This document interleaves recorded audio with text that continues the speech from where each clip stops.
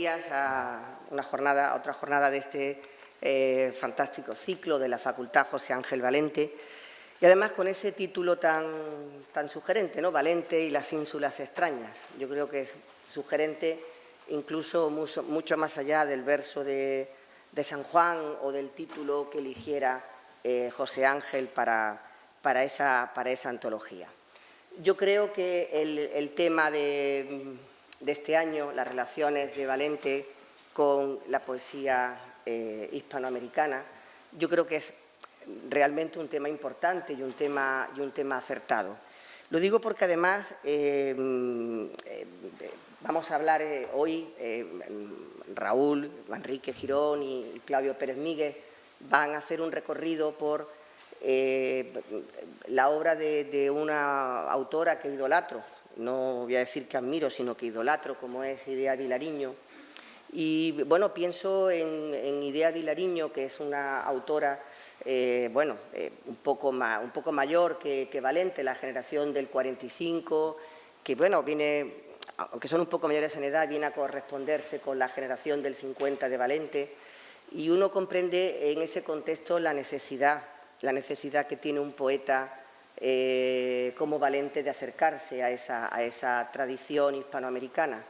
Al fin y al cabo, la tradición hispanoamericana fue una tradición que no tuvo esa terrible ruptura, ese traumatismo que conoció la poesía española, la poesía peninsular, y fue un continuum desde el modernismo a las vanguardias, y continuaron con esa gran tradición de la poesía moderna, de la modernidad, cosa que Valente, pues en los años en que empieza a escribir sus primeros libros, bueno, pues se encuentra pues rodeado de liras sacras, de antologías del alzamiento, de un neoclasicismo, un poco de cartón piedra, y siente precisamente esa necesidad de conectar con esa tradición. Con esa tradición, repito, que en Hispanoamérica no había sido interrumpida. Yo creo que fue constante en el caso de Valente, y que además sirvió para que, retomando aquella vieja idea de la primera antología que reunía la poesía en lengua española, que fue la de Laurel, pues albergar a este proyecto en los últimos años de las ínsulas extrañas, que apareció como antología a principios del siglo XXI y que ha sido muy importante, de verdad, no solamente para los lectores, que son los primeros destinatarios, por supuesto, de una antología de este tipo, sino yo acabo de presentar una antología de poetas del siglo XXI y es un hecho trascendente y fundamental en estos poetas que han empezado a escribir precisamente en los primeros años del siglo XXI el contacto con la poesía en español.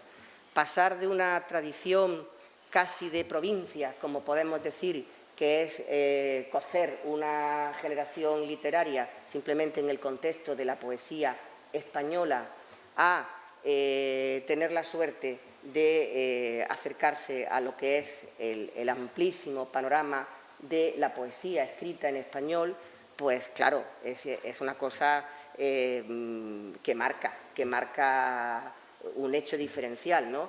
Es muy importante, desde luego, las traducciones porque sirven de alguna manera para rehidratar la lengua poética. Pero también es muy importante, precisamente para un poeta en la lengua española, ver cómo se respira el idioma poético en otras latitudes. Yo creo que eso es lo que está pasando en la poesía actual, en la poesía escrita por autores que han comenzado su desarrollo literario en el siglo XXI, y es algo también que está en el haber de esa magnífica antología que fueron las ínsulas extrañas. Esta mañana estamos aquí para hablar para que Raúl, Manrique Girón y Claudio Pérez Míguez hablen de Idea Vilariño, una poeta que me parece fundamental. Voy a presentar brevemente a Raúl, lo tengo aquí más próximo a mí, Claudio, ambos nacieron en Buenos Aires. Raúl estudió ingeniería y estudió arte y ha desarrollado ambas disciplinas. Claudio estudió Derecho y además veo en su biografía que siendo muy joven pues le sucedió algo así como un acontecimiento mitológico, ¿no? Es decir, conoció a Borges cuando tenía Claudio 15 años y, bueno, hasta tuvo contacto con Borges hasta, bueno, la muerte de Borges ocurrida 4 años después. Raúl y Claudio fundaron en 1985 en Buenos Aires, ambos son nacidos en Buenos Aires, fundaron el Centro de Arte Moderno, que ahora tenemos la suerte de que esté en Madrid. Lo inauguraron en Madrid en septiembre de 2003 y es un centro que se ha dedicado a hacer exposiciones sobre la obra de autores tan importantes como Borges, como Onetti, Cortázar, Alejandra Pizarnik, exposiciones o recuperaciones de obras de autores fundamentales de esa tradición.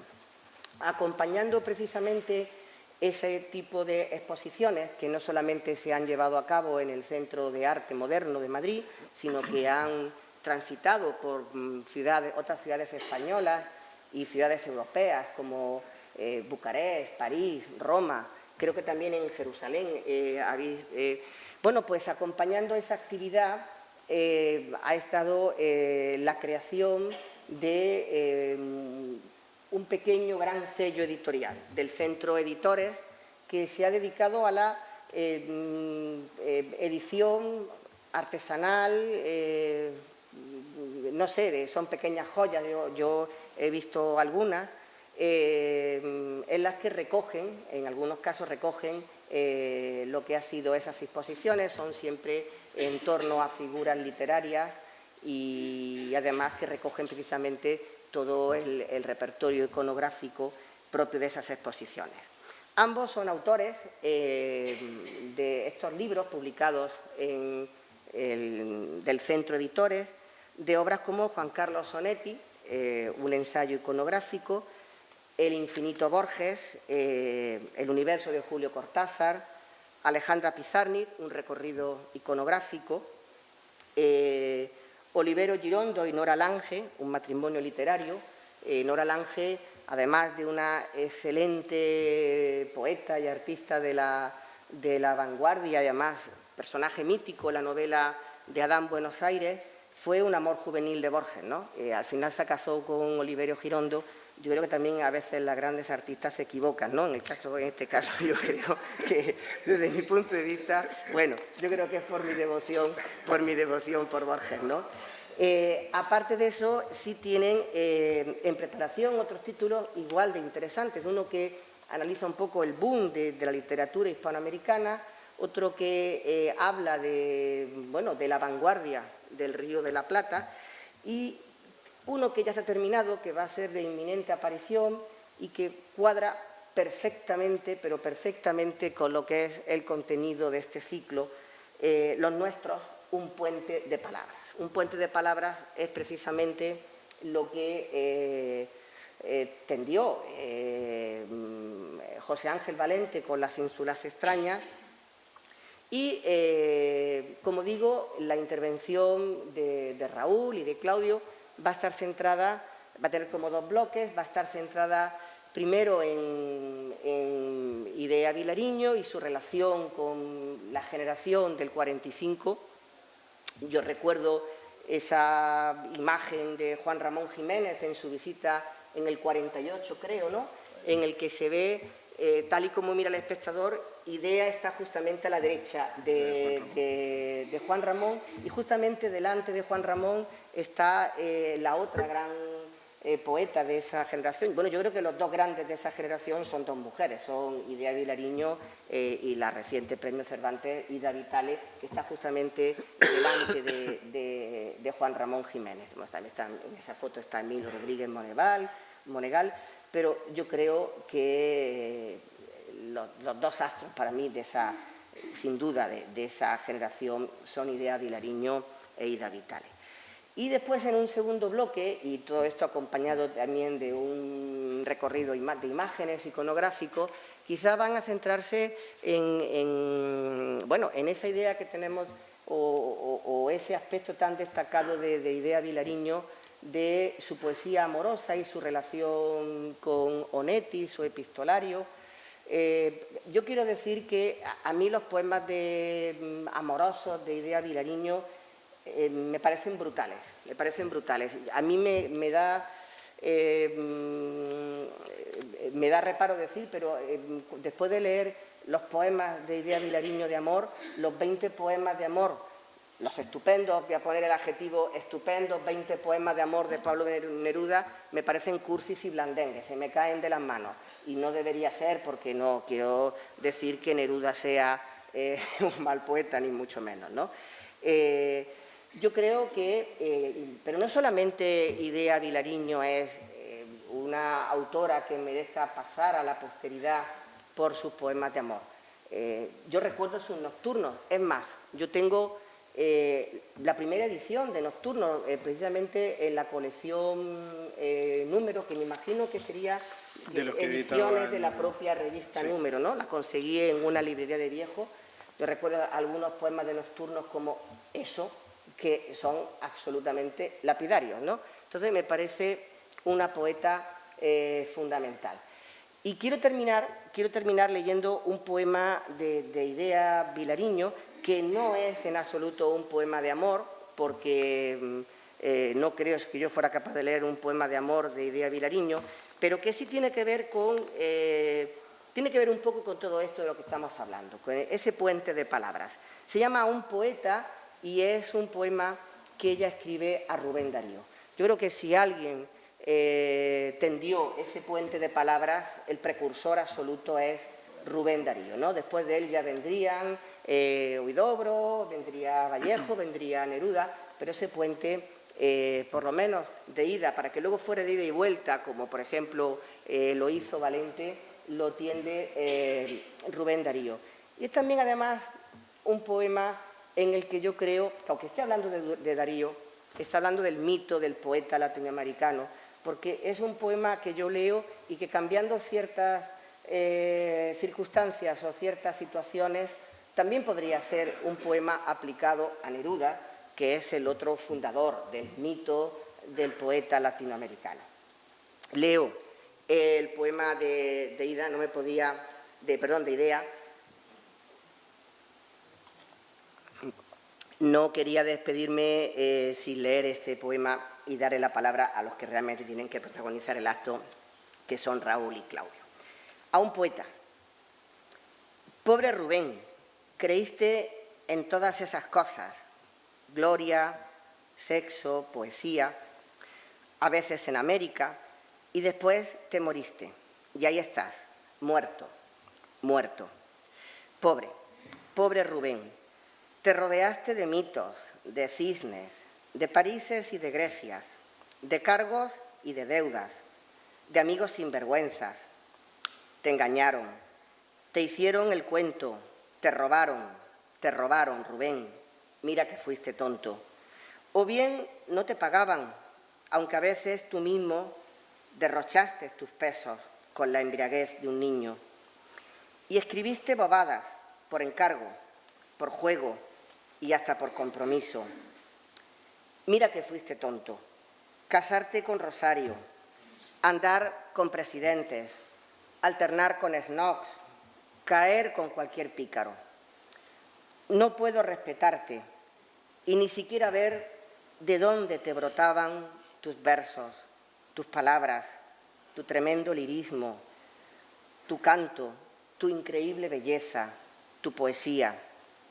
No sé, Rubén, no sé, pero brotaba ritmo, canción, tormenta, río apacible, sangre dulce, oscura que emana, no sé. ¿Acaso del pobre corazón arrancado, eso dicen, o del pobre cerebro que después disputaron, eso dicen, a punta de revólver? No sé, Rubén, no sé, pero qué hermosa a veces tu poesía, qué grande, qué valiente o qué honda, qué humana a veces tu poesía. Vaya a saber, tal vez tú mismo no supieras. Y nada más, le paso la palabra a Raúl y a Claudio.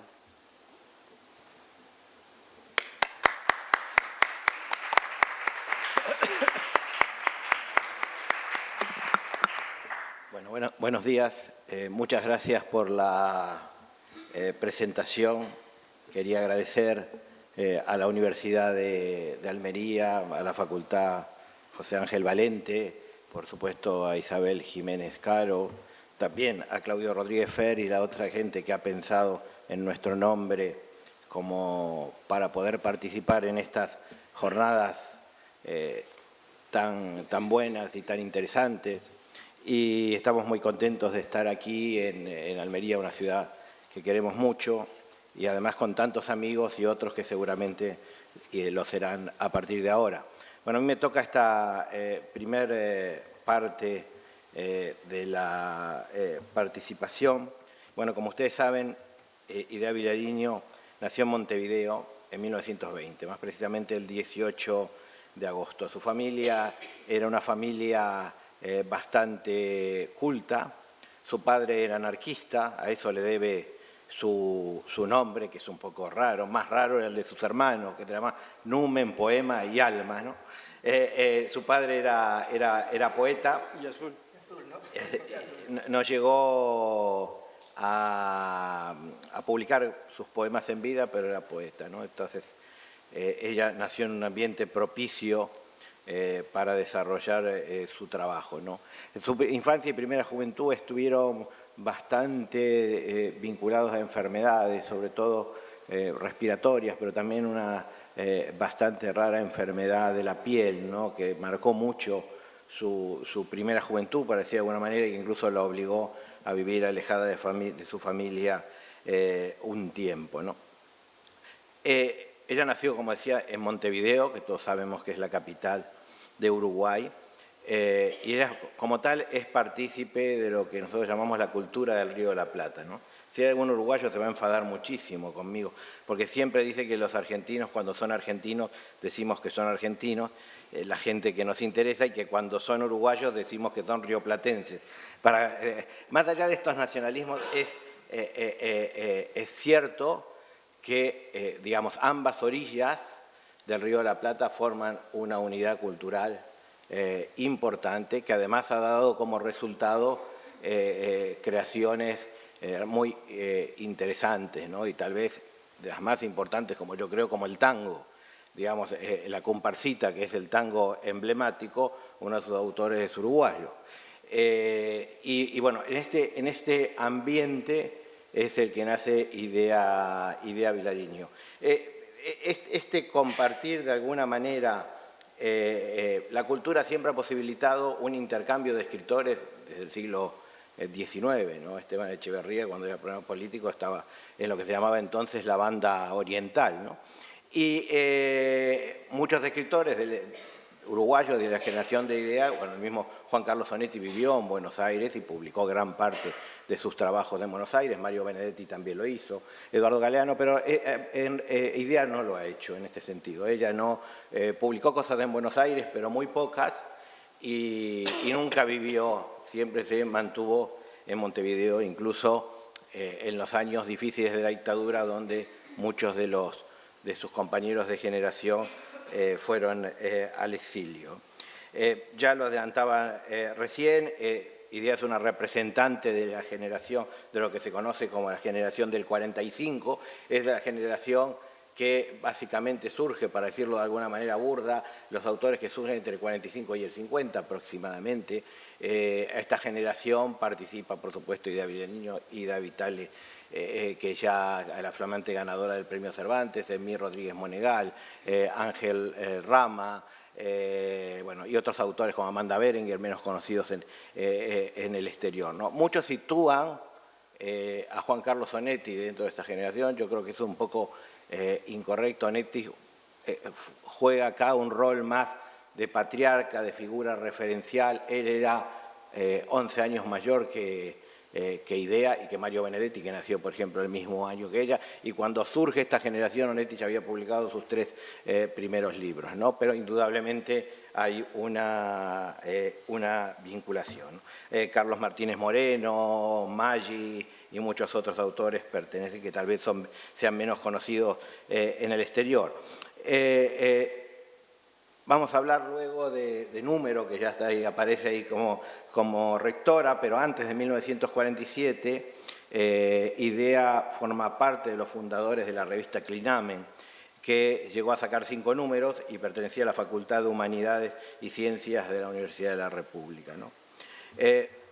¿Por qué está la presencia de Número aquí? Pues yo creo que Número es la publicación que en cierta manera mejor refleja a esta generación de autores uruguayos, ¿no? O sea, no es la primera vez que, digamos, uno habla del grupo Orígenes, del Seama Lima, que reunía alrededor de la revista, el grupo de Sur, siempre, muchas veces hay una publicación que en cierta manera, yo creo que es Número la que mejor condensa las expresiones de esta generación de jóvenes escritores en ese momento.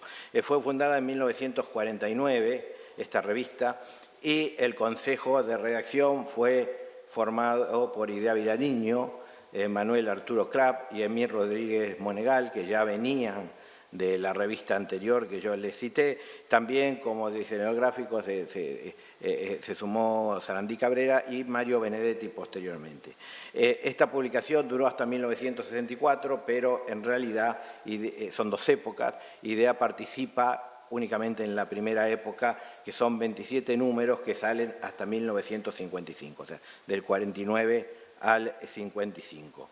El número 1 de la revista comienza con una cita de Filolao que dice: en verdad todas las cosas que se conocen poseen número, pues sin número no habría modo de entender ni de conocer cosa alguna.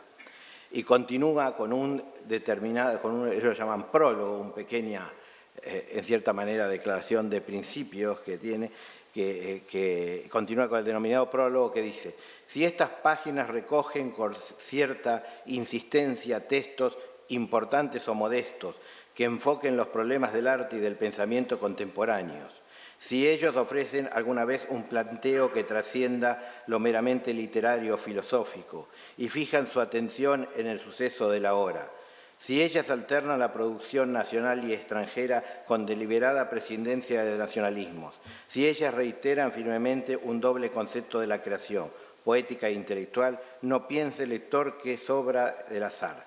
Hay una intención, un sentido, una actitud que vinculan esos hechos.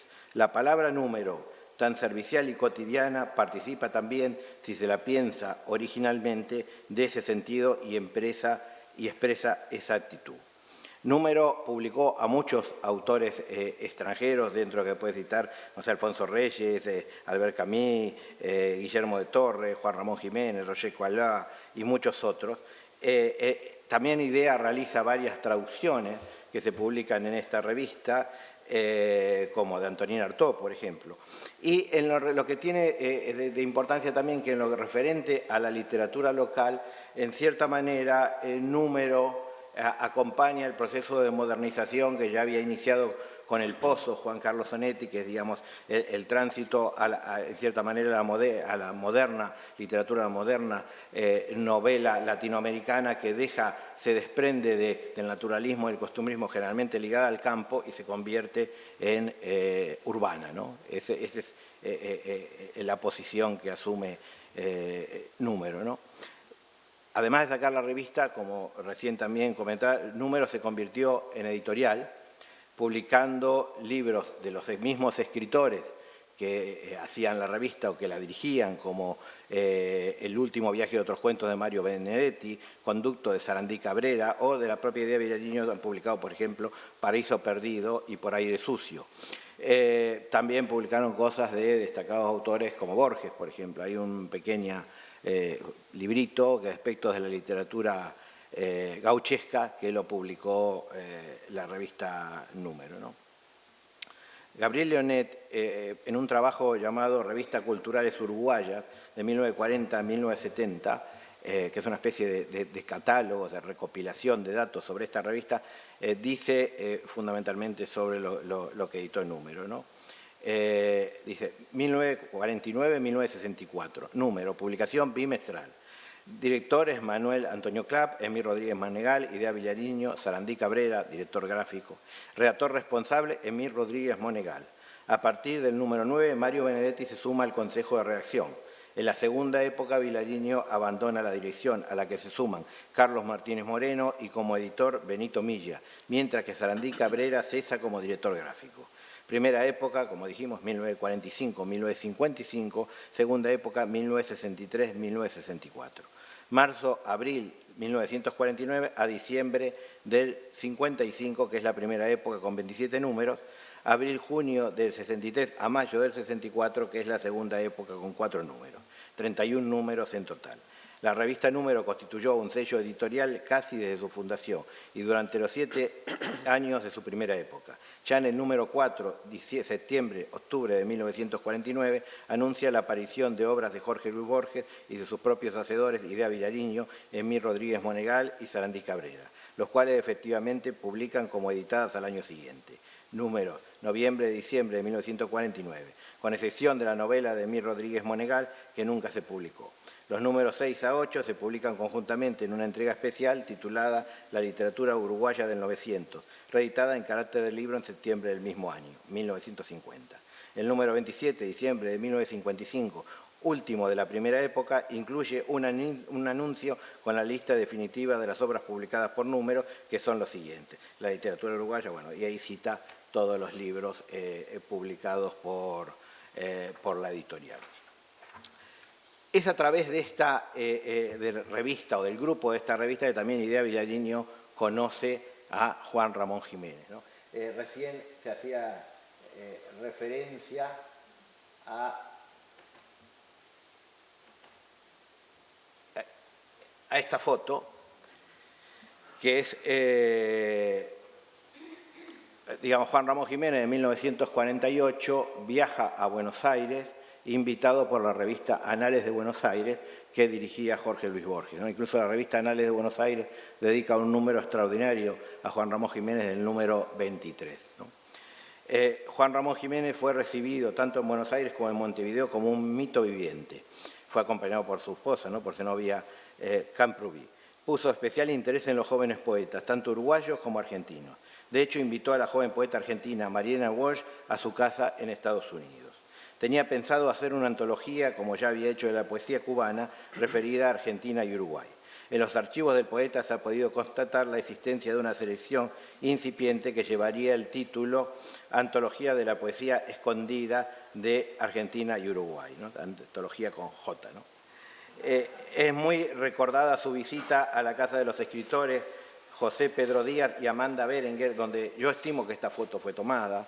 Realmente esa foto nunca se cita dónde fue tomada, pero está tomada en una casa particular, con lo cual muy probablemente haya sido tomada en la casa de estos dos escritores que formaban esta generación. La fotografía más conocida del grupo de escritores uruguayos y el maestro Juan Ramón Jiménez fue tomada, como decía, presumiblemente en esta reunión, y se ven a María, digo, de los que están de pie y luego los que están sentados, María Zulema Silva Vila, Manuel Arturo Clapp, Carlos Maggi, María Inés Silva Vila, Juan Ramón Jiménez, Idea Vilariño, Emir Rodríguez Monegal, Ángel Rama, y sentados José Pedro Díaz, Amanda Berenguer, Zenobia Camprubí, Ida Vitale, Elda Lago y Manuel Flores Mora, ¿no? Juan Ramón Jiménez había seleccionado 40 autores, 6 de ellos eran uruguayos, y dentro de estos estaba incluido Idea Vilariño, ¿no? Carmen Morán Rodríguez, que ha publicado un estudio sobre este viaje de Juan Ramón Jiménez, dice: tras su visita del 48, Juan Ramón quiso ser el descubridor del secreto poético argentino y uruguayo, pero murió sin publicar su hallazgo. En este segundo punto que voy a tratar me refiero a lo que es llamado de alguna manera idea y la cultura popular, el tema de las canciones, ¿no? Idea siempre tuvo una conexión importante con la cultura de su país y demás. Antes hablaba del tango, ella publicó 2 libros sobre tango. Uno se llama Letras de Tango, de 1965, y El Tango Cantado, de 1981.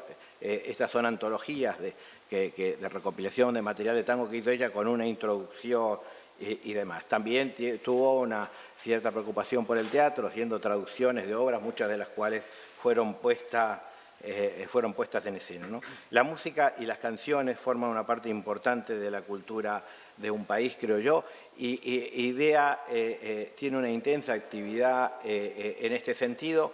No solo muchos poemas de ellos han sido musicalizados, y ella incluso escribió otros poemas ya para hacer canciones, ¿no?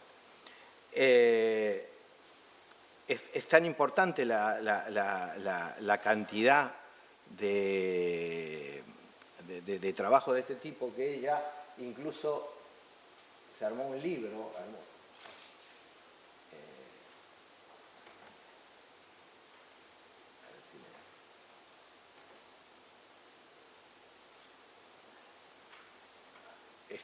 Este es un libro que reúne todos los poemas de IDEA que han sido musicalizados, diciendo por quién han sido musicalizados, ¿no? Hay muchos, pero ha trabajado con 3 figuras muy importantes de la canción uruguaya. Los Olimareños, por ejemplo, que era un dúo vocal que tuvo mucho éxito internacional, incluso creado en los 60, ha trabajado 2 poemas, ha musicalizado 2 poemas de IDEA, y también Daniel Biglietti y Alfredo Citarrosa, ¿no? Daniel Biglietti trabajó mucho también con Mario Benedetti, falleció hace no mucho tiempo, en el 2017, y como dije, Alfredo Citarrosa, que es un mito de la canción uruguaya, que falleció bastante prematuramente a los 52 años en 1989, ¿no? Alfredo Citarrosa estuvo exiliado en Madrid. La verdad que, como muchos de los uruguayos, lo pasó muy mal ese tiempo. Luego regresó cuando volvió la democracia a su país y, bueno, la verdad murió no mucho tiempo después, no tuvo mucho tiempo para disfrutar esto, ¿no? En Madrid tiene contacto Citarrosa con otros exiliados uruguayos, como es el caso de Juan Carlos Onetti, de Mario Benedetti, incluso ya los conocía de antes. Hay una anécdota de una entrevista que Citarrosa le hace a Onetti, en el cual la mujer de Onetti tocaba, Dorotea Murdoli, la última, tocaba el violín, ¿no? Y Onetti le hizo creer a Citarrosa que el que tocaba el violín era él. Y Citarrosa publicó, era una entrevista que le quería hacer a Onetti sobre Gardel, que Onetti amaba a Carlos Gardel, ¿no? Por ejemplo, con Daniel Biglietti, no la voy a leer toda para no ser tan largo, hay una que se llama A una paloma, que es una vidalita, que es una canción, digamos, popular de ahí, donde se repite como estribillo la palabra vidalita. Dice: palomita blanca, vidalita, de ojito cerrado, antes te cantaba vidalita como enamorado. Palomita linda, vidalita, palomita triste, que poco te queda, vidalita, de la que antes fuiste, ¿no? Y si yo tengo un poquito de tiempo, a ver si se puede escuchar, porque yo quería, a ver si podíamos escuchar la versión de la canción, que es la que ha hecho Alfredo Citarrosa.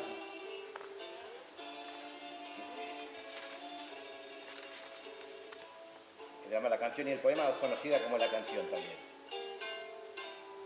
Hoy que el tiempo ya pasó, hoy que ya pasó la vida, hoy que me río si pienso, hoy que olvidé aquellos días, no sé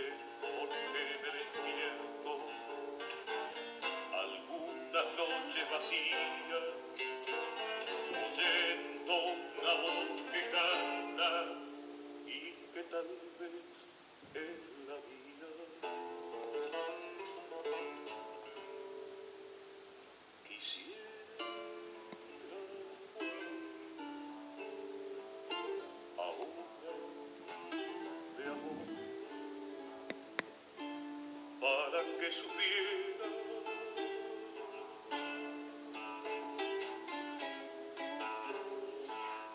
cómo y cuánto te quería. Quisiera morir, quisiera de amor para que supiera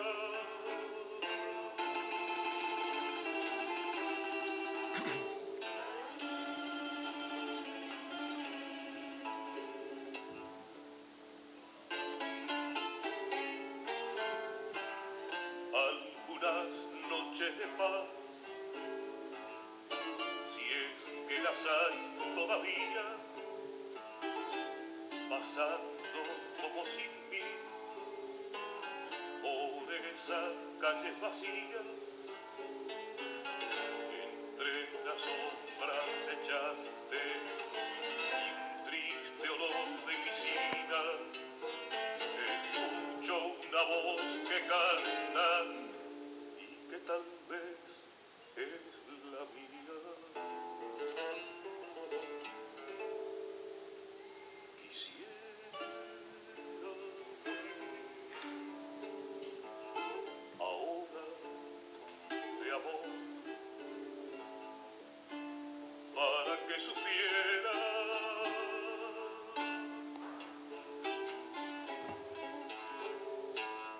cómo y cuánto te quería.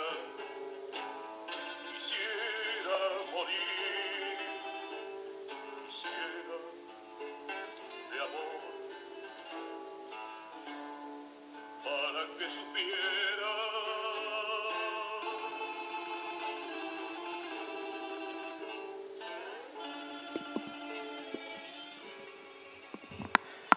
Bueno, he querido rendir este homenaje doble a Citarrosa y a Idea.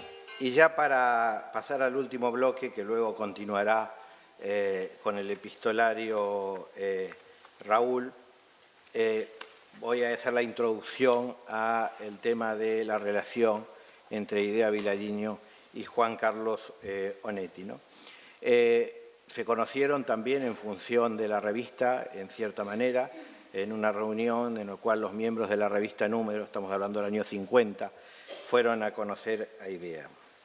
La verdad es que ambos tenían comentarios bastante negativos el uno del otro, ¿no?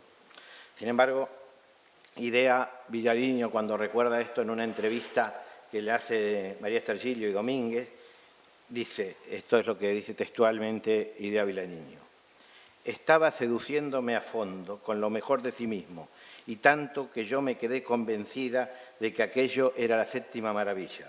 Esa misma noche me enamoré de él, me enamoré. O sea, que lo tenía más que claro. Hay publicaciones que señalan que, digamos, Onetti dejó a Idea Vilariño para casarse con su última mujer, Dolly Onetti. Esto no es verdad. La verdad, la relación de Idea Vilariño fue siempre una relación paralela. Comenzó cuando Onetti estaba con su tercera mujer, Elizabeth Mary Pickelham, la anterior, y luego es a esta mujer la que Onetti se separa y se casa con Dorotea Moore. No a Idea, ¿no?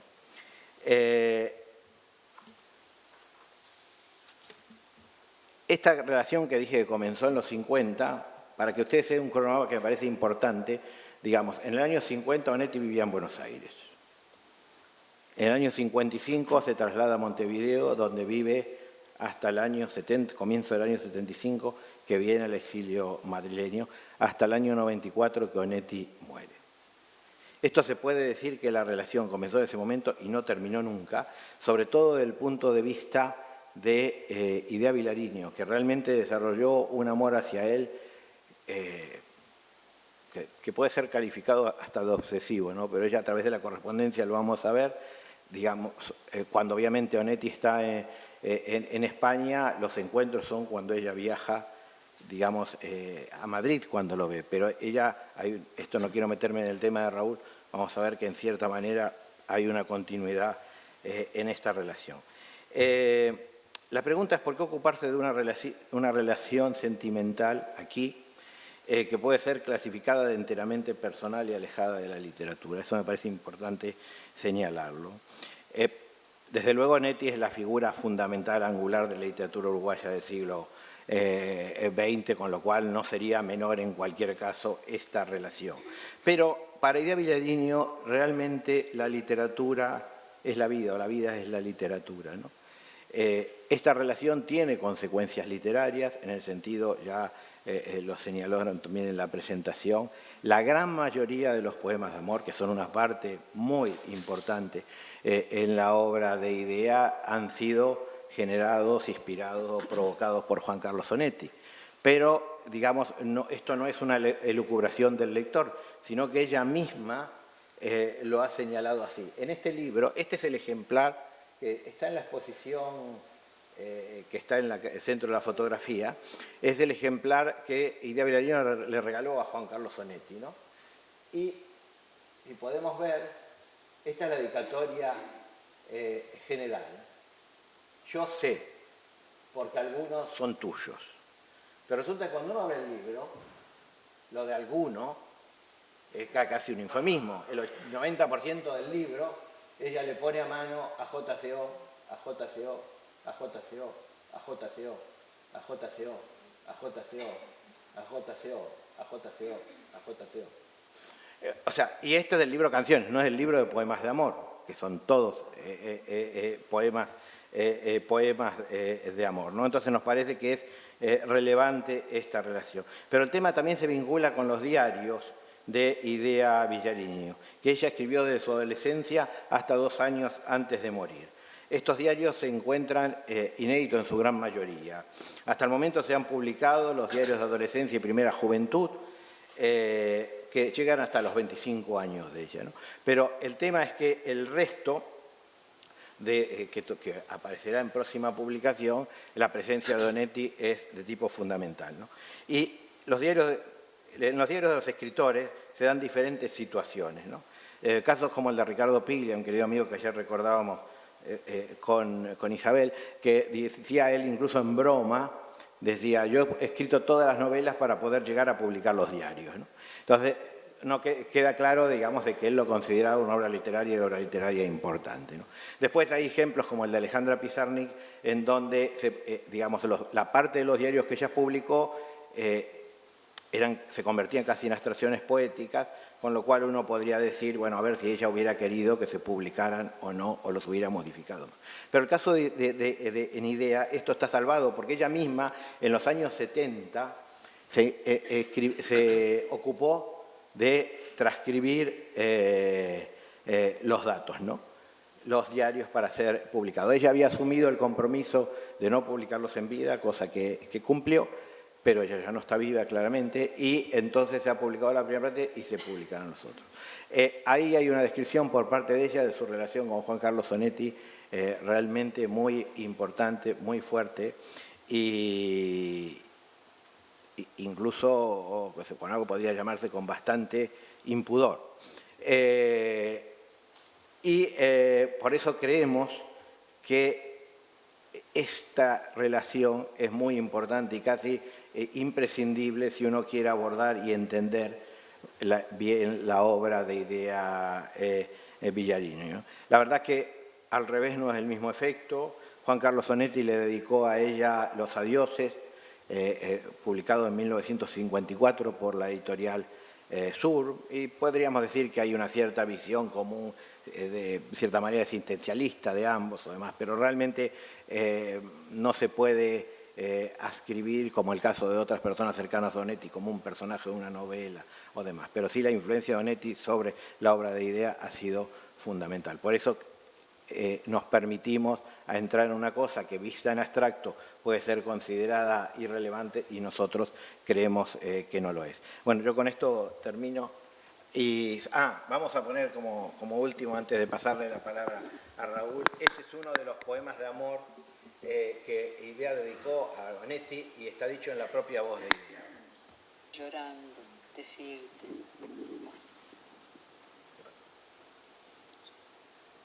mostrarte, decirte destrucción y que tú me entendieras, o decirte se fue, el verano se fue. ¿No se oye? O decirte no te amo y que tú me entendieras. Bueno,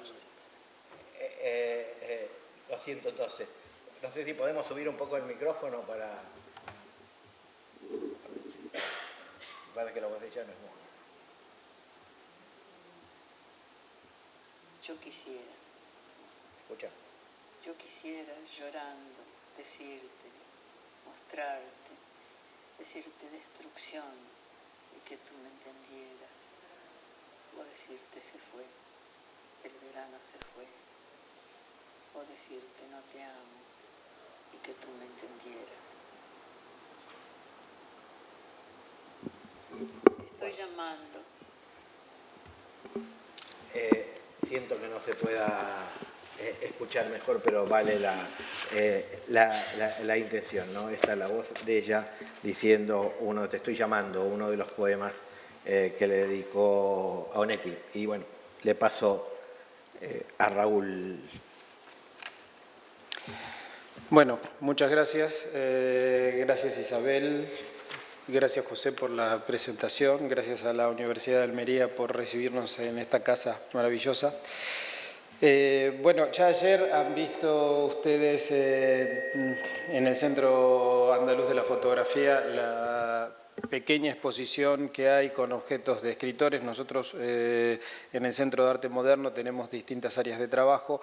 Una de ellas es el Museo del Escritor, en el que tratamos de conservar la memoria de los escritores, pero no solamente desde el punto de vista de la obra que se estudia en las universidades, sino fundamentalmente a partir de lo que nosotros llamamos objetos afectivos, que son estos objetos que nos cuentan algo de la vida personal del autor. Y eso se complementa con una serie de documentación, primeras ediciones de libros, etcétera. Y en el caso de Onetti, nosotros tenemos un apartado que se llama el Archivo Onetti, donde tenemos desde su biblioteca personal, su cama, que está ahí en una de las fotos, y bueno, y gran parte de su correspondencia a partir de ese material es que hemos podido extractar algunas pinceladas de la relación que han mantenido Idea y Onetti a lo largo de muchos años. Juan Carlos Onetti había nacido en Montevideo en 1909. Si bien Onetti publica artículos ya en la segunda entrega de la revista Número, que comienza su andadura, como ya se ha mencionado, en 1949, las referencias bibliográficas aseguran que Idea y Juan Carlos se conocieron en 1950. En estos años Onetti vivía en Buenos Aires, estaba casado por tercera vez, en este caso con Elizabeth Mary Pickenhering. Onetti había tenido dos mujeres anteriores, una prima, se divorció de su prima hermana, se casó con la hermana de ella, o sea, otra prima hermana, se divorció de la segunda prima hermana y se casó con Elizabeth Mary Pickenhering, que es la madre de su hija. Idea recuerda el encuentro con cierto desgarro emocional. En una carta del 18 de septiembre de 1990 le dice a Juan Carlos Onetti: cuando salíamos de verte, se acercó Maggi entre emocionado y temeroso. Nunca más lo vi o lo miré. A raíz de unas palabras suyas, que se alegraba tanto, etcétera, le dije que yo no, y mansamente, entre un mundo de gente y ante sus preguntas, le dije hasta qué punto la versión de mí, suya y de Maneco, y algún otro, habían dañado mi relación contigo, aún antes de conocerte. No sé si te acordás que cuando Número te fue a conocer a Malvin, Malvin es un barrio de la ciudad de Montevideo, yo no quería ir porque, por la versión de ellos, Yo sabías que eras un cualquiera. Y tengo una carta tuya donde comparás la impresión que te había causado esa damita silenciosa, giacondiana, frente a la que te habían transmitido de una gorda tropical y cursi, siempre buscando hombres. Yo les había hablado incluso de mis relaciones infanto-juveniles, hasta el punto que más de una vez insinuaste, condenado, que Numen Vilariño, como vimos antes, era el hermano menor de Idea, era mi hijo. Bueno, te cuento estas hoy bobadas para entretenerte. Como él seguía balbuceando negativas y como Claps se había acercado, le dije, mirá que está Claps. Claps era, además de ser otro de los directores de Número, había sido un novio de Idea durante mucho tiempo. Que te puede decir que cuando me conoció no me había tocado nadie. Y ahí está Baise, con quien bailé mucho hasta mis 18 años, y que te puede decir que era una joven casta, una sonsa. La única vez que hablé de ti a Onetti, dijo, fue en Las Toscas. Tú ibas por un médano toda dorada, con una malla fucsia, y le dije, es una mujer espléndida, con una tremenda carga erótica. Onetti lo inventó. Onetti nunca me dijo una mentira en su vida. And so on. Continúa diciendo, fue una cosa entre amable, dura y cómoda, fue una cosa entre amable, dura y cómica estar repasando tan vieja historia, entre conocidos y desconocidos que se acercaban para saludarnos. Pero siempre sentí que me habían dañado tanto, que se lo debía. Tal vez tú, con tu perversa imaginación, me hubieras torturado lo mismo con negras ideas acerca de mi pasado. Creo que te fui contando todo lo que hubo, pero nunca pude extirpar aquellos cuentos. Bueno, Onetti se va a mudar a Montevideo en 1955, donde ya se casa con Dorotea Moore, su cuarta esposa, conocida como Dolly, que va a ser la última. Dolly va a estar con él hasta la muerte de Onetti. Y vivirán en Montevideo hasta el exilio, en el que van a venir a Madrid. Bueno, después hablaremos un poquito del momento de la salida de Montevideo. En ese periodo, si hubo correspondencia, no se conserva en el archivo, pero pensamos que no la hubo porque los dos estaban en Montevideo y se veían, ¿no? Pero sí está claro que fue un tiempo muy tortuoso en la relación entre ambos. En el libro de María Stergilio y José María Domínguez, Construcción de la Noche, María Stergilio dice, una vez encontré a Dolly con una bolsa llena de latas y me dijo, voy a casa de Idea porque Onetti va a vivir con Idea unos días. Y ella no le da de comer, entonces le llevo latas. Le dije, pero Dolly, ¿cómo es que no te importa que Onetti tenga otras mujeres? Y me dijo, Onetti trabaja con mujeres en sus libros. ¿Puedo pedirle que no conozca mujeres? Ella quería que él fuera feliz. En los diarios de Idea, algunas páginas manuscritas fueron enviadas por ella a Onetti. Toda su escritura fue absolutamente autobiográfica y en el caso de los diarios los preparó y dejó listos para publicar. Ella se refiere a estos días que pasaron juntos de la siguiente manera. Febrero 14 del 59. El viernes me iba para afuera cuando llamó O. Me quedé. Seguro. Terminó el whisky, 3/4 de la botella de caña y no hizo la traducción que pretextó su visita. Dejó o hizo que, separados por el mueble de la radio, pasáramos 2 o 3 horas difíciles como antes, agotando cada tema en 2 frases, sufriéndonos, burlones, incómodos. Hablamos, como casualmente, incluso de nuestro amor. Él me preguntó a mí por qué. Si le gusta tanto estar conmigo, tanto hacer el amor conmigo, me desea tanto, le gusta verme como me peino, me visto en la playa, entre la gente, desnuda, dejar pasar siglos. Mis explicaciones se olvidan después de cada vez. Se acuerda cuando se le acaba alguna aventura, descartadas por absurdas, inexactas. Se acuerda, lo desea. Estos días queriendo llamarme, pero no queriendo llamar y que no estuviera. Anoche terminé la novela y pensé, tengo que ir a ver a Idea. Una de sus razones, el temor de una fijación en mí y dejar caer a D. Dolly. Otra, el que, a pesar del amor y la felicidad, yo necesite lo otro, algún tipo descomunal de esos que él cree se mueren por mí por docenas y que lo busque. Seguro que es absurdo que yo me preocupe por sus mujeres. Le recuerdo que la razón fue durante años que él no creía en mi amor, que llegó a buscarle una premeditación para la historia de la literatura. Pero no te das cuenta que era por humildad, porque no podía creer que pudiendo tú elegir en tantos, etcétera, etcétera. Pero estoy mezclando el difícil diálogo radio mediante con el otro apasionado amoroso serio de la cama, entre amor y amor, o mejor, entre amor, porque no hubo intervalos. Nunca fue así, nunca estuvo tan enamorado, me deseó tanto, se dejó hacer tanto, me lo hizo todo tan bien, tantas veces. No hay nadie como él. 4, toda la noche, todo el tiempo queriéndonos, felices.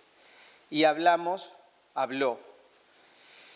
Ese tema no cesó nunca.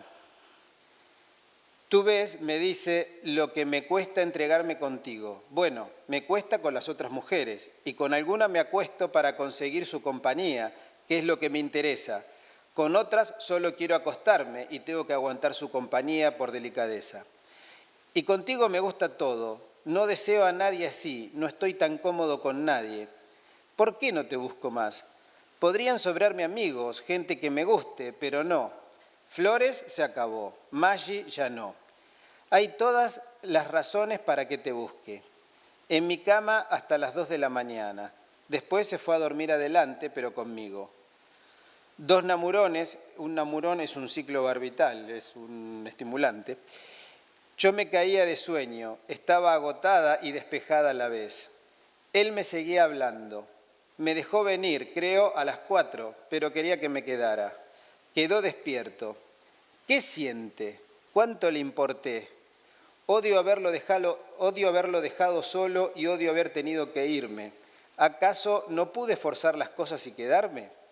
A las toscas a buscar esta estúpida cosa, pero hubiera sido negar ese día radiante a N y E que no han tenido otros. Él, no lo supe desde el comienzo, quería pasar 3 días aquí y atribuyó a esa seguridad buena parte de la dicha de esa noche. Cuando iba por la carretera sentía lo de palomita blanca, mi paso va adelante y atrás mi corazón. Y cuando llegué al desnudarme, me vi el cuerpo y supe que ni mi cuerpo ni mi corazón querían el aire libre, el sol, etc. Que mi cuerpo era un objeto amoroso cuyo lugar estaba en sus brazos. Queda impostado, pero eso sentí. Y el domingo me desperté pensando, tengo que irme temprano, tengo que llegar temprano. Y apuré todo para que fuera así. Llegué a las 9, lo llamé y ya no estaba. Más adelante habla de las alternativas de la relación, teniendo en cuenta que Onetti estaba casado y ella no aceptaría ni engaños ni condescendencia. Dice 22 de abril, noche. Más confusa que nunca. Llegué a estar segura a saber qué me pasaba, qué nos iba a pasar. Cuando acepté un día y su noche por semana, después de rechazar la idea, porque yo no quería el permiso de D, ni el dolor de D, ni ambos el engaño, de rechazar también el pretexto de colaboración en su proyecto teatral, cuando al final, después de oír, me dijo, si es que así prefiero no verte más, contesté, yo también lo prefiero. Pero al irse volvió a guardarse mi llave. Las peleas de las primeras noches, el olor de su piel, la fineza de su mano, de su brazo, su voz llamándome cada noche, una y otra vez, pero te pido que vengas, te pido por favor, las locuras, cosas que me pasaron por primera vez o hice por primera vez, y su presencia en la casa, su sueño, trabajar mientras él lee a mi lado, Gardel, el libro de G. Picón, los mandados para él, caña y cigarros, y el perro con alma de mujer que casi me traigo. Y las imposibilidades de siempre, las 3 únicas veces que comió en 6 o 7 días, y mi periodo que no vino el 14 ni el 15, sino el 21, media hora después de que él se fue. Como no pude forzar mi apatía, mi tristeza la última noche, Porque me voy, dijo, porque estaré con D, porque querrás que viviera contigo. No, que se muriese por mí, tal vez. Vivir no nos dejaríamos vivir. Lo que me cuesta de esfuerzo, de impostación, de adaptación a él. Porque, le contesto, te molestaría, no querría soportar la intensidad de mi amor, ni yo la insensibilidad con que él me hiere de continuo.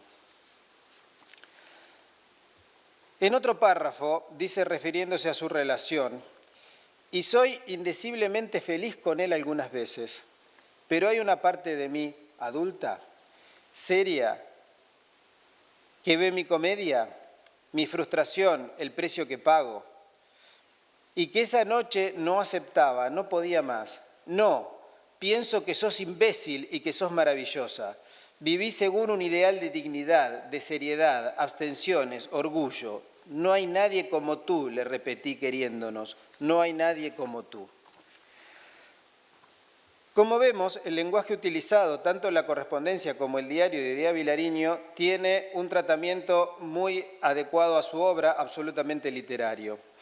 Onetti, en una entrevista con María Esther Gilio, ante la pregunta ¿por qué dice Idea que no sabrás quién es ella?, responde, no sé, yo nunca sentí que ella estuviera enamorada de mí. No entiendo, dice María Esther, ¿cómo que nunca estuvo enamorada? ¿Y los poemas que te escribió? Yo no digo que no estuvo, sino que nunca sentí que estuvo. Yo creo que lo suyo es algo muy cerebral, intelectual. Nada más, también cama.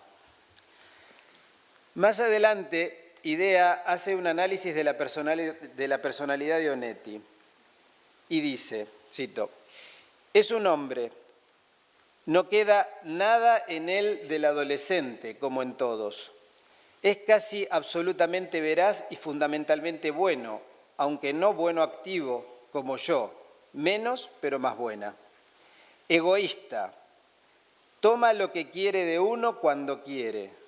No conoce, no entiende a los otros, los interpreta según sus esquemas tan personales. No puede amar total, entregadamente, lo admite, pero es él. Me importa tremendamente que me apruebe, que me estime, que me desee. Tal vez si me amara acabaría esto, mi lucha. Sé que le gusto, que quiere que lo siga amando. Creo que hoy me respeta, se reiría más, que sabe que no soy tan fácil. Lo amé por momentos, lo juzgué a veces, lo odié. Tal vez él pueda decir lo mismo en su escala más moderada. Lloré en aquel cuarto mientras deshacía su cama, su olor, su presencia, sus libros, su vaso, todo el clima suyo de esas noches. En otro fragmento del diario de Idea Vilariño, enviado mecanografiado a Juan Carlos Onetti, ella le dice, yo tendría que haberme casado contigo, tendríamos que habernos casado, saliera como saliera. Iba a salir mal, dije, pero tendríamos, sí, que habernos casado. Yo tenía incomprensiblemente unos celos terribles y tú eras muy celosa. Yo no sentí nunca celos de claps. No sé por qué. Por la misma razón tal vez que yo nunca lo sentí de Dol. Lo que nunca pude recordar, lo que nunca pude saber, fue cómo terminó lo nuestro, cómo te perdí de vista, qué pasó. Mira, le dije, eso lo sé. Una tarde, hacía unos días que estábamos en casa, no querías que fuese a la asamblea, Ramírez. Discutimos, hacía 3 días que no salíamos de la cama. Me vestí y me desvestí 2 veces, creo. Finalmente me fui. Cuando volví te había ido, todavía recuerdo aquella desolación. Te había tenido que recoger a Artagabeitia, días sin comer, con namurón y vino. Después te fui a ver 2 veces porque Dol me avisó que estabas enfermo de la columna. La tercera vez fui a las 12 de la noche. Llegué en un taxi y no me abrieron. No volví. Tiempo después, creo que Carlitos Serre me dijo que andabas enamorado de MC, Marta Canfield. Ahí se acabó para mí la historia, con desgarramiento, pero de golpe. Entre la correspondencia que se conserva, la más antigua está fechada el 18 de junio de 1975. Recordemos que Dolly y Juan Carlos Onetti habían llegado a su exilio madrileño en marzo del 75, luego de los 3 meses del encarcelamiento del escritor, gran parte de este tiempo ingresado en un instituto psiquiátrico al que lograron trasladarlo para sacarlo de la opresión de la cárcel. Cuando Onetti sale del instituto psiquiátrico, se van a Buenos Aires porque él estaba trabajando en la adaptación del guión del cuento de los muertos de Borges para ser llevado al cine. El muerto. Y estando en Buenos Aires le dice a Dolly, andate a Montevideo, poné lo que te entra dentro de una maleta que nos vamos. Y ya nunca más volvió a su ciudad. Conocida la situación económica que estaba atravesando la familia de recién llegada a Madrid, Idea le dice en carta del 18 de junio de 1975, «Caro Volpo, la fortuna ha llamado una vez a tus puertas.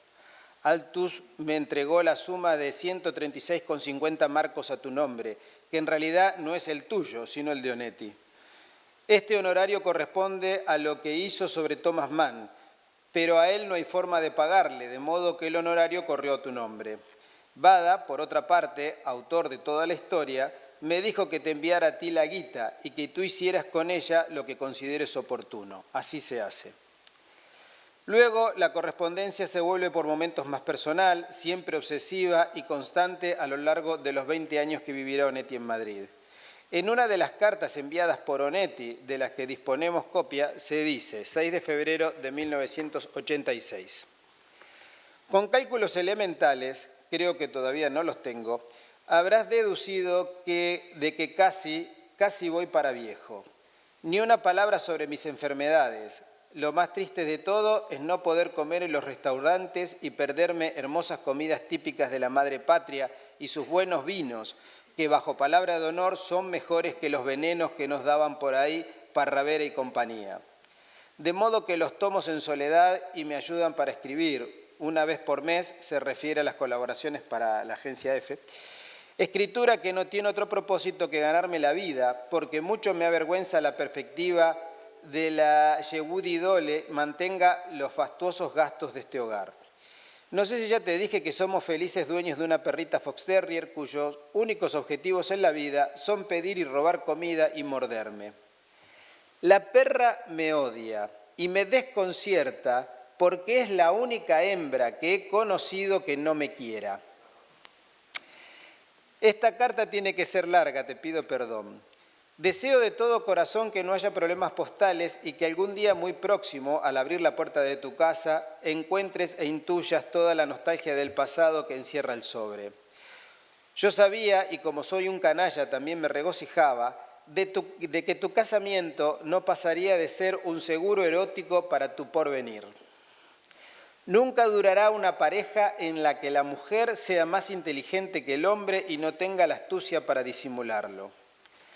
Los poemas de amor me siguen emocionando, sobre todo ya no.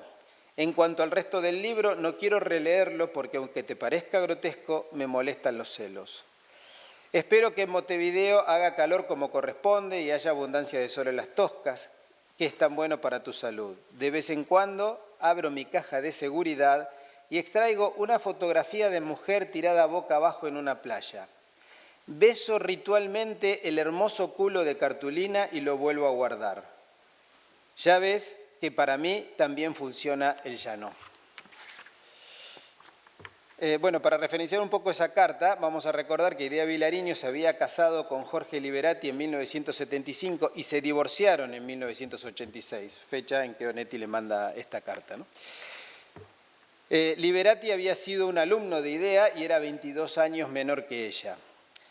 El poema Ya no, al que hace referencia Onetti, dice: ya no será, ya no viviré contigo, no criaré a tu hijo, no coseré tu ropa, no te tendré de noche, no te besaré al irme, nunca sabrás quién fui, por qué me amaron otros. No llegaré a saber por qué ni cómo, nunca, ni si era de verdad lo que dijiste que era, ni quién fuiste, ni quién fui para ti, ni cómo hubiera sido vivir juntos, querernos, esperarnos, estar. Ya no soy más que yo para siempre y tú ya no serás para mí más que tú. Ya no estás en un día futuro, no sabré dónde vives, con quién, ni si te acuerdas.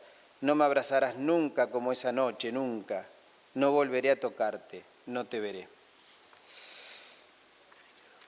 El epistolario está colmado de llamadas de atención. Idea reclama permanentemente cartas, grabaciones, fotos. En una carta le dice a Dolly: querida Dolly, tú fuiste tan comprensiva con mi larga e inevitable debilidad por tu Juan. Ayúdame otra vez. Me fastidió hasta que le envié una cassette. Cuando a mi vez le reclamé una, adujo que no sabía qué decirme. Luego dijo: ya sé, pero no envió nada. Sé que solo con tu ayuda puede hacerla. Si podés, si querés, ayúdame a que tenga unos minutos de la voz deseoso que vos tenés todos los días. Gracias. En mayo del 90 dice: querido, para emplear una palabra anticuada, ingrato. Siempre tengo las mismas ganas de ver asomar un sobre tuyo por debajo de la puerta, de ver tu fea letra diciéndome cualquier cosa. No creo que estés buscando que te deje caer, que deje de aburrirte con mis cartas. Sé que no, pero lo parece. Es tan difícil monologar, no saber si el otro escucha, si le importa. No hablemos de la cassette, aunque es tan feo eso de no cumplir las promesas. Como decís vos, ya te vas a arrepentir cuando veas mi necrológica en brecha. ¿Cómo estás, mi amor? Un abrazo. En marzo del 90 le dice: mi cielo, como te dice Paquita, la asistenta de la familia que Onetti tenía en Madrid. Te escribo porque soy un ángel, ya no sé cuántas cartas sin respuesta van. Y en otra de septiembre del 90 le dice: querido, es difícil escribirle a un mudo que no responde, pero cuando se trata de un mudo querido, uno sigue tendiendo la mano, las palabras, y se despide en esta carta de la siguiente manera: bueno, mi corazón querido, bye. En cuanto tenga otros cuentos que alimenten tu triste soledad, te volveré a escribir. Por ahora te abrazo lejana pero amorosamente. Un beso. Como se aprecia en este somero análisis de la correspondencia entre ambos escritores, la literatura, salvo menciones de algún libro recientemente publicado, no fue un tema entre ellos, sino solo el aspecto de la relación personal, tan traumática entre ambos. Si bien a través del correo se hacían llegar las nuevas publicaciones, en la mayoría de los casos las de idea dedicadas, como se ve en la exposición que acompaña estas jornadas, y que en este momento está en el Centro Andaluz de la Fotografía. Antonio Muñoz Molina, en 2008, refiriéndose a la obra de idea, sostuvo: no hay paisaje exterior, ni explicaciones, ni adornos, ni nombres, solo los amantes encerrados en esa habitación que será también la de la soledad y la espera, y la de un dolor demasiado cruel como que lo designe la blanda palabra añoranza. Estas palabras también se podrían aplicar perfectamente a este epistolario. Para terminar, vamos a citar la carta de enero del 90 en la que Idea le dice: querido, encontré la hojita con nuestras hermosas creaciones. Y ahora cita dos poemas. El primero de los poemas dice: tu futuro es sencillo, te quemarán en el muslo otros cigarrillos. Las huellas en la pierna te están diciendo que no hay pasión eterna. Eso lo escribió Onetti. Y el segundo poema dice: quemame, dije, y ordené, quemame, y llevaré, y es para siempre esa marca, tu marca, esa metáfora. Eso lo escribió Idea. Pienso que nuestros versitos son uno de los mejores ejemplos de la radical diferencia entre nosotros, aun cuando somos cómplices. Muchas gracias.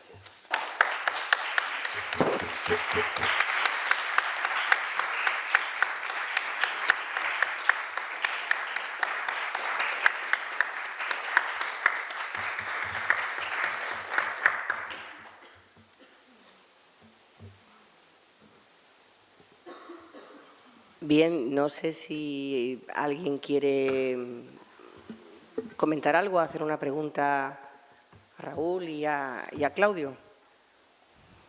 Yo creo que nos hemos quedado todos un poco Esta inmersión sí, perplejos, ¿no? Perplejos con las palabras de Idea. Creo que quizás un poco lo que en un momento conversamos ayer con Isabel, ¿no? Que en esta correspondencia y en esos fragmentos de los diarios que son inéditos, está absolutamente descarnada la vida cotidiana de ella, ¿no? Ella no pone ningún filtro, no hay ningún pudor en el relato de lo que pasa. Y bueno, y esto es nada más que una pequeña muestra de todo lo que hay.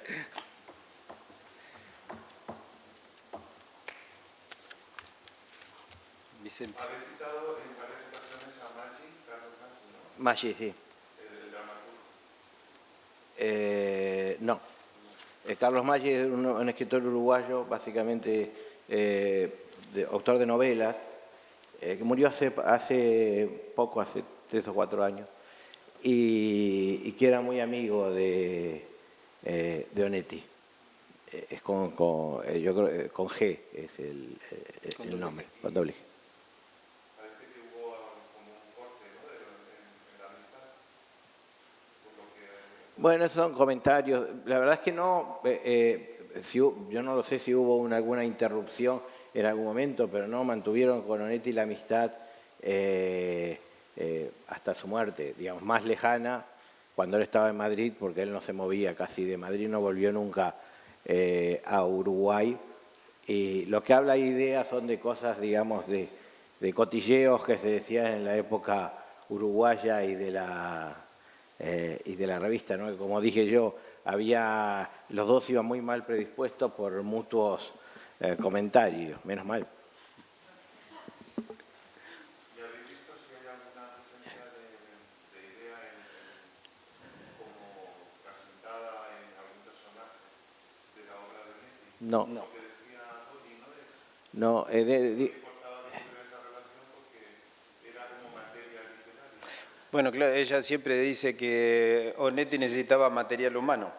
Y entonces con eso justifica sus escarceos con mujeres o, por ejemplo, también así explica, en un momento ellos en Montevideo vivían pared por medio con una prostituta. Y lo mismo que pasa, en realidad lo que pasa en la vida breve, eso está citado, es casi autobiográfico, ellos a la noche ponían el vaso para escuchar las conversaciones que había en la otra habitación. Y también acá cabría citar en las cartas de juventud de Onetti que se publicaron hace unos años, que son las cartas a Pairó. Hay una carta en la que Onetti le dice: anoche fui al prostíbulo y estuve con una chica, pedimos un sifón y una botella de whisky y estuvimos 2 horas conversando. O sea, lo único que le interesaba a él era hablar y que le contara sus historias, ¿no? Caso raro en ese caso, pero bueno. Hay casos, la verdad que es lo que yo decía, no que yo conozca, no hay identificaciones con idea en un personaje, sí hay muchos otros, porque en la vida breve, por ejemplo, el jefe de la agencia de publicidad, se sabe quién inspiró esa cosa, la violinista de la vida breve es Dolly, el inglés es el abuelo de Dolly, pero no hay referencia, digo, más allá de la dedicatoria de los adioses, que además Onetti le mandó dedicar, o sea, cuando yo digo dedicatoria me refiero a dedicatoria de imprenta, o sea, el libro está dedicado a ella, y Onetti le mandó dedicado ya en forma manuscrita, le agregó con amore abajo de cosas. Es un libro que se publica prácticamente coincidente con el divorcio de la tercera mujer y el casamiento con la cuarta, que se produce en el año 55. Muy poco antes sale Los Adioses.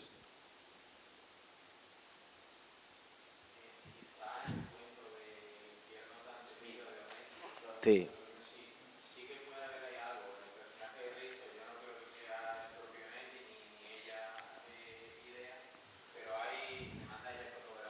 No, mira, te Sí, cuento puedo. la historia de ese cuento. Onetti, bueno, tenía una admiración, un respeto muy grande por Luis Batlle, que fue presidente del Uruguay. Y Luis Batlle le contó esa historia que él había conocido personalmente y le hizo una especie de apuesta diciéndole: a ver si te animás a escribir y contarlo, lo que yo te acabo de decir. Y Onetti empezó a escribir, que es una historia real, El infierno tan temido, la historia que le contó Batlle. En un determinado momento, Onetti se traba y no puede terminar el cuento, se queda en blanco. Y entonces se lo comenta a Dolly, le lee lo que había escrito y Dolly le dijo, pero ¿no te das cuenta que eso que estás escribiendo es una historia de amor? Y esa fue la clave para poder cerrarlo. Pero el cuento está inspirado en dos personas que existieron y es una historia real que pasó en Montevideo. Bueno, ningún uruguayo hubiera nombrado el nombre como lo dijo Raúl, Luis Valle. Luis Valleverre, que fue presidente de Uruguay, se dice que Onetti se ponía de pie cuando se nombraba su nombre, ¿no? Porque había concedido muchos derechos sociales y se escribe Bat-Lie, con Elie, ¿no? Entonces, los uruguayos le dicen Valle, casi como si fueran valles, pero, y ese fue el que, como dijo Raúl, el que dijo que no sos capaz de escribir esa historia. Lo que es una historia de amor también lo dice Onetti. Hay una entrevista que se puede conseguir en YouTube, que se hizo en televisión española, creo que dice.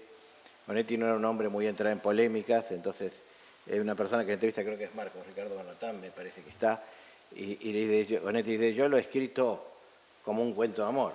Y el que lo entrevista le dice, pero eso no es un cuento de amor. Bueno, usted dirá lo que quiera, pero yo lo escribí como un cuento de amor. Y se acabó digamos, la discusión. El tema es que, claro, solo si uno está realmente enamorado se tomaría todo ese trabajo de tortura que hace con este hombre, ¿no? Solo si no le hubiera importado realmente, no hubiera hecho toda esa cosa. Sigue vinculado a este hombre que no admitió en cierta manera o no supo pasar delante de una relación, un engaño amoroso que, digamos, la protagonista insistía que no tenía ninguna significación, ¿no? Pero creo que también en estos extractos que yo leí, queda claro que entre Onetti y Idea no hubo engaños, ¿no?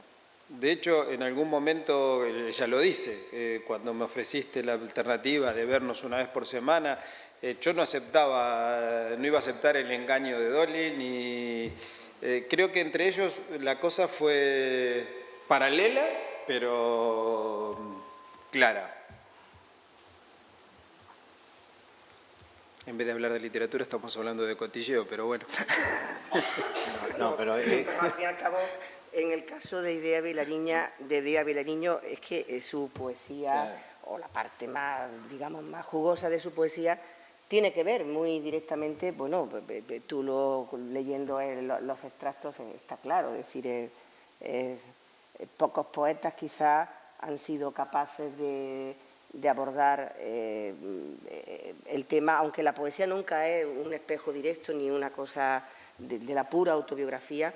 En el caso de Idea Vilariño, uno respira eso, la autenticidad, respira el dolor, la fascinación, todo junto en esos poemas. Y en esos poemas, aunque la palabra auténtico en literatura admita muchos matices, yo creo que una de las cosas que fascinan de la poesía de Idea Vilariño es su autenticidad, ¿no? Esa palabra tan problemática, ¿no? Ya que yo creo que Onetti como novelista pues parte de otras estrategias. Eso no significa que su pasión por Idea Vilariño no fuera enorme, pero yo creo que parte de otras estrategias y las de Idea están ahí en su poesía. Bueno, claro, hay una diferencia notable, que es lo que decía. Ella tiene la capacidad digamos, de volcar, por eso dije, la literatura es la vida es la literatura. Claro. Ella, digamos, tiene esa necesidad de volcar su vida, digamos, hacia lo que escribe. No es el caso de Onetti, que realmente, digamos, tenía una vida muy quieta, para decir. O sea, realmente su cosa iba por una... no tiene referencias personales, son muy difíciles. Ya digo, uno puede encontrar un personaje que más o menos se lo inspiró a algún conocido, pero realmente no se puede encontrar en el caso de Onetti una correspondencia, digamos, de su experiencia personal con lo que escribía, como es el caso de Idea. Así que se puede rastrear casi lo que ha pasado en función de lo que ella escribe, ¿no? Sí, es curioso más la carta, bueno, la declaración que habéis citado de Onetti cuando dice que, bueno, pero si sus poemas están llenos de referencias, dice, era muy cerebral, dice, una cuestión cerebral y cama. Es Creo que realmente el cerebral era Onetti como novelista, ¿no? Y que es verdad que lo de Idea Vilariño, evidentemente, con la distancia que supone siempre, porque escribir no es vivir, pero con la distancia que supone siempre entre escribir y vivir, pues sí, evidentemente, ella parte de esa pulsión vital y amorosa, y Onetti tiene, digamos, otras estrategias narrativas. Por eso a mí me ha encantado la lectura que desconocía de esos fragmentos del diario, y inciden más en esa leyenda, ¿no? Que aureola la poesía amorosa de Idea Vilariño. Es estupendo. Isa me dice que ya tenemos que... Hay que ir al descanso. Alguien tiene que ser responsable de que cortemos esto y va a ser Isa. Pues muchas gracias, Raúl, Claudio, Gracias a ti. y gracias a todos.